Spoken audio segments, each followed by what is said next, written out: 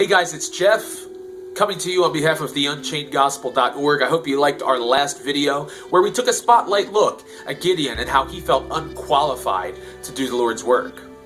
But I wanted to finish the story. In Judges chapter 7, the Lord says to Gideon, "The people who are with you are too many for me to give the Midianites into their hands, lest Israel claim glory for itself against me, saying, 'My own hand has saved me.'" We already talked about how Gideon was probably not voted most likely to succeed in this high school yearbook. In fact, more often than not, God chooses to use the class clowns or slackers to do his will. It's truly amazing how God can use the implausible to do the impossible. But when dealing with mankind, a problem can arise. The problem of pride. With Gideon, God chose someone who thought he had nothing to offer. But not everyone feels that way, and God knows that. Which is why he proceeded to preempt any trace of a prideful attitude before he could gain a foothold. We are so grateful when God uses us to do his work, even when we have no capabilities in and of ourselves. But there is something innate in all of us which we need to guard against. The more we are used and the more impressive the accomplishment, the more we forget that God is the one who actually did the work. We see the results, we get the thank you cards, and we even receive some mild praise for a job well done. That's where we get into trouble.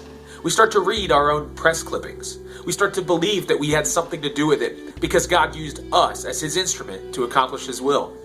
Would a hammer or saw get kudos for its contribution to a completed project? That would be ridiculous, right? This is why it's even more outrageous when we seek to claim what rightfully belongs to the Lord, the glory. God knows the thoughts and intents within a man's heart.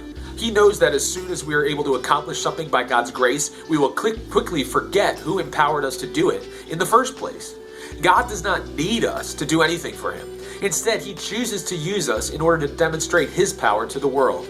And as a result, we are blessed. In the story of Gideon, God takes an army and shrinks it down to 300 men.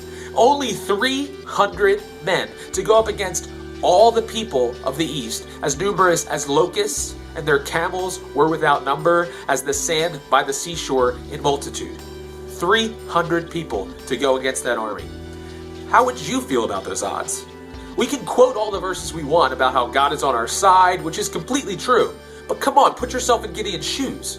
It seemed, by all accounts, to be an impossible feat for him to overthrow the enemy. And in reality, it was. And that's the point.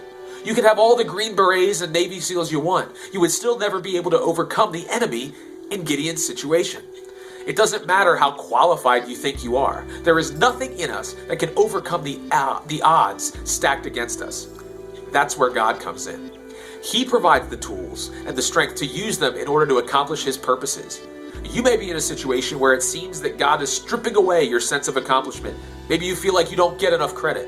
Perhaps you feel him pushing you beyond your comforts and into something that may appear too hard for you. Chances are, he is. Why would we think any differently? It's his M.O. Just look at the scriptures. If God has given you the opportunity to do something amazing, do it for him. Don't try to take the glory from the one who deserves it all.